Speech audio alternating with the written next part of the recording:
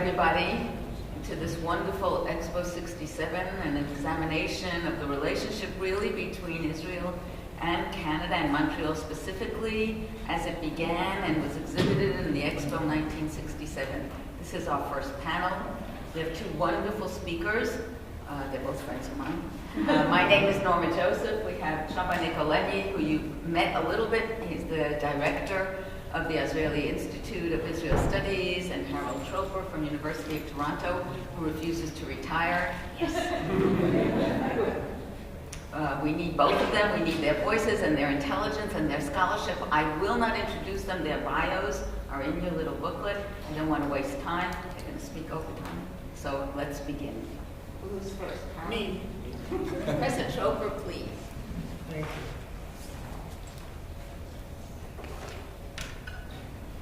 While we come together to recall the Israel Pavilion at Expo 67, it's important to note that when the Montreal World's Fair opened in April of 1967, it housed not one, but two Jewish content pavilions.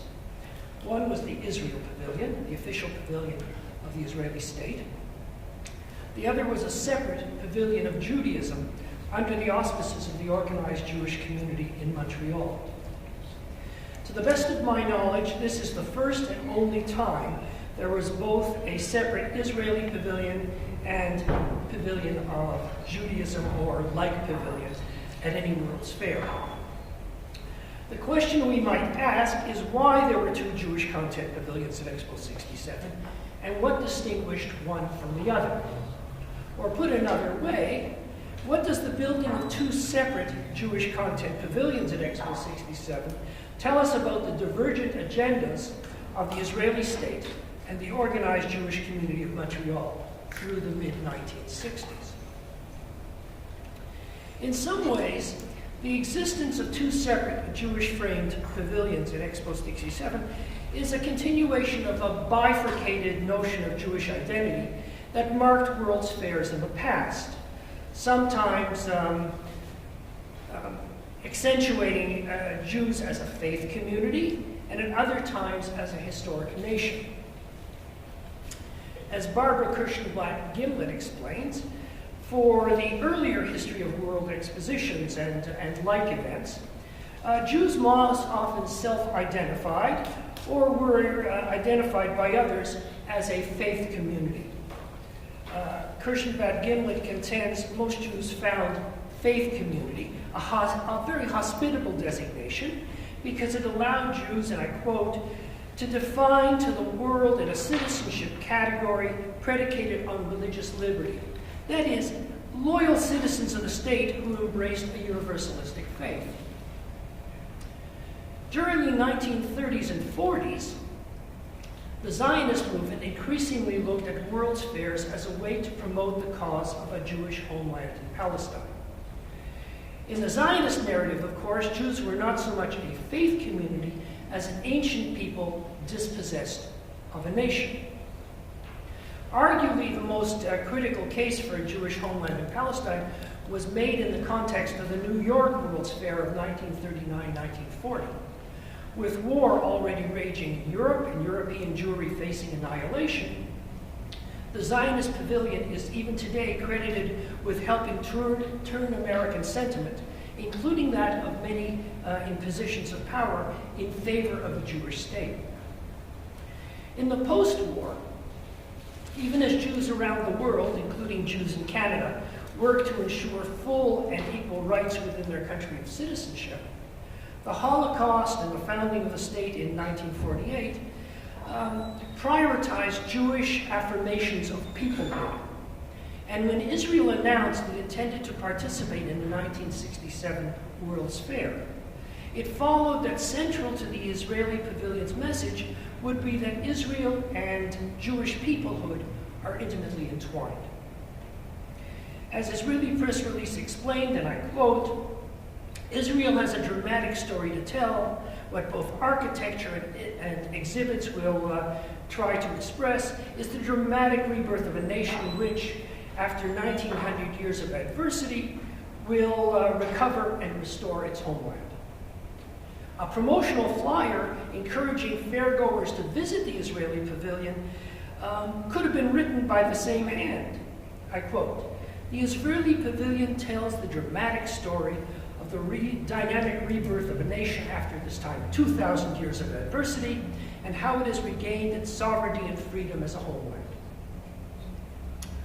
But how did the Israeli pavilion message resonate with the Montreal Jewish community? And more particularly, how did it play with the leadership of the organized Jewish community? I would say that the Montreal Jewish street in the mid-1960s, still largely composed of first and second generation immigrants, including thousands of Holocaust survivors and their children, was very comfortable with the notion of Jewish peoplehood. Montreal Jewish communal leaders, not so much. As far as they were concerned, any ethno-nationalist trope would best be kept in-house and under wraps.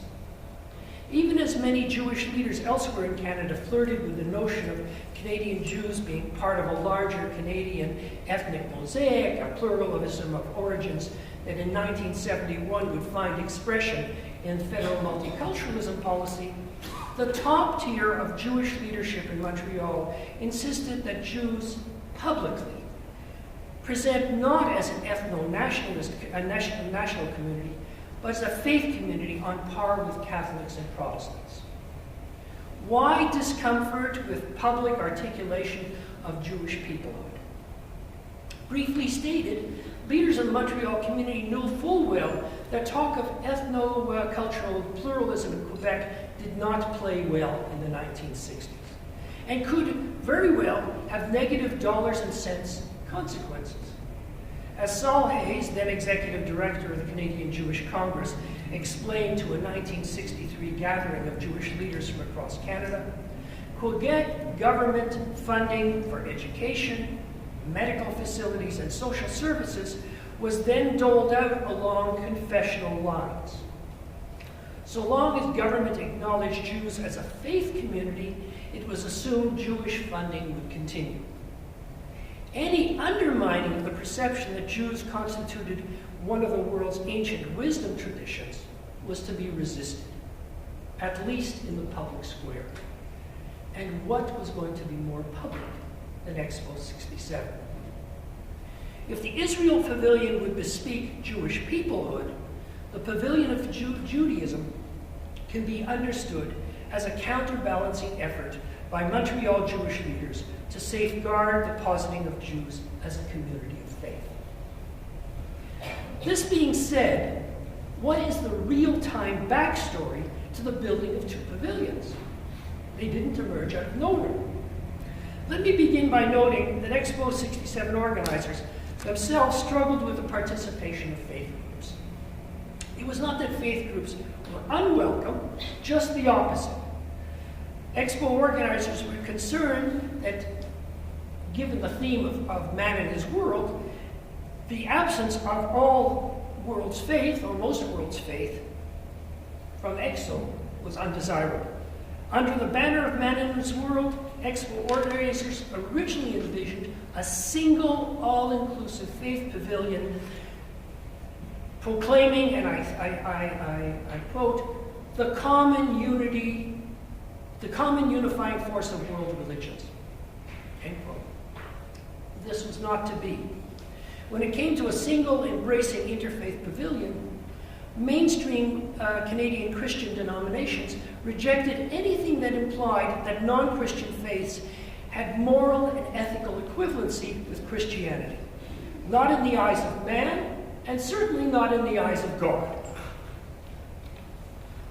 Rather than a single faith pavilion, Expo 67 organizers were forced to accept a 1963 proposal from 7 mainstream Canadian Protestant denominations, joined by the Catholic Church, momentarily setting aside its differences with Protestants, to construct a shared Christian pavilion, which would proclaim the saving message of Christ and Christianity. However, even this mainstream Christian tent was not big enough to gather in all Christians. Evangelicals, seeking not so much to proclaim the shared truths as to convert non-believers, announced that they were going to have their own pavilion. Uneasy at the glaring absence of non-Christian faiths at a World's Fair, Expo organizers approached the Canadian Jewish Congress in a hope at least securing some kind of Jewish presence.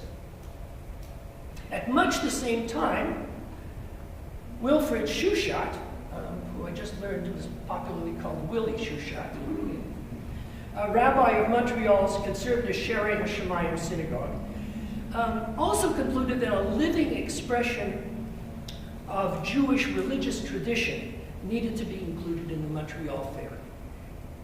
His goal was modest, a small functioning synagogue that would serve Jewish fairgoers and those Jews who were working on the site.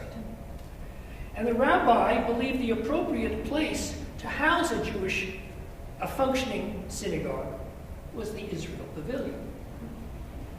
Easier said than done. Discussions with the Israeli Pavilion organizers turned up sum zero. If the rabbi regarded a functioning synagogue at Expo 67 as a way to give public expression to the centrality of faith and prayer in Jewish life, Israel Pavilion organizers had a very different interest. Their concern was not Judaism, but Zionism and marketing the Israeli state. Israel would be presented as a modern, democratic, and yes, a Jewish state.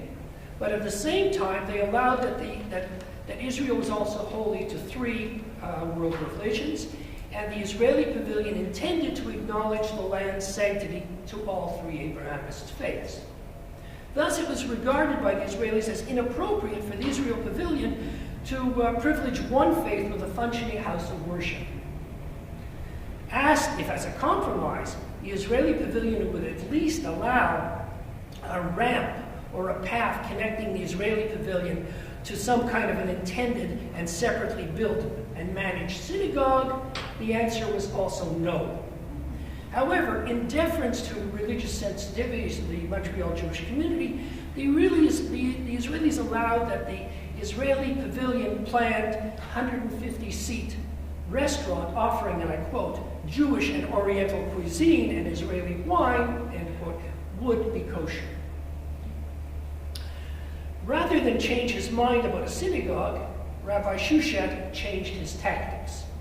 He took the liberty of commissioning plans for a small freestanding on-site chapel. Plans in hand, he marched off, joined by Orthodox and Reform rabbis, to visit with Sam Bronfman, then president of the Canadian Jewish Congress. Bronfman was the supporter of the idea of a synagogue, as long as it operated under the auspices of the Canadian Jewish Congress and the Allied Jewish Community Services in Montreal. He pledged partial financial backing for the project, but declined a hand-on role in organizing the synagogue. Shushat turned to Montreal grocery store magnate Sam Steinberg, who agreed to head a so-called Foundation for Judaism that would front the project and oversee fundraising, construction, and programming for the proposed facility. However, like Bronfman, Steinberg had several conditions. First, he demanded the project organizers guarantee unqualified support from all religious streams in the Montreal Jewish community, which they did. And second, though there was by then only a year and a half lead time before Expo 67 was supposed to open, Steinberg demanded the project be expanded from a small synagogue to a pavilion of Judaism, proclaiming, and I quote, the meaning of Judaism to man and his world, end quote. By the way, a pavilion compatible with Montreal Jewish leaders' priority assertion that Jews constituted a faith community alongside Catholics and Protestants, their pavilions being nearby. Of course, the Pavilion of Judaism would include a synagogue open for daily prayers, services officiated on a rotating basis by rabbis from all segments of the community. But it also now promised lectures, cultural activities, and fixed installations, one exhibit honoring Jewish theologians, philosophers, and social theorists, and another extolling Judaism's contribution to Quebec, to Canada, and, I quote, the universal ideals of mankind, end quote. The initial budget for the Pavilion of Judaism was approximately 1/5 of that of the pavilion, the Israel Pavilion. A press release explained that the unifying theme for the Pavilion of Judaism was going to be Torah.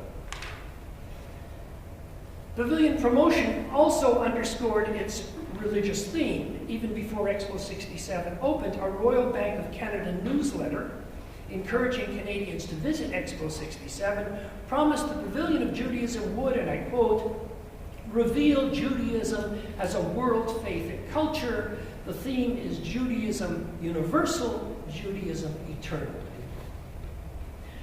Now, hyping a pavilion was one thing, delivering was quite another. The Israel Pavilion could and did fall back on the historical Zionist narrative. An ancient people their enduring attachment to its homeland, the pain of disposition and oppression, the call to reclaim the land, pride in building community, Israel's statehood, the ingathering of exiles, and the growth of a modern democratic state. The Pavilion of Judaism, aside from a small glass-walled synagogue that would take up a quarter of the pavilion's floor space, the Pavilion of Judaism planners struggled with how to represent Judaism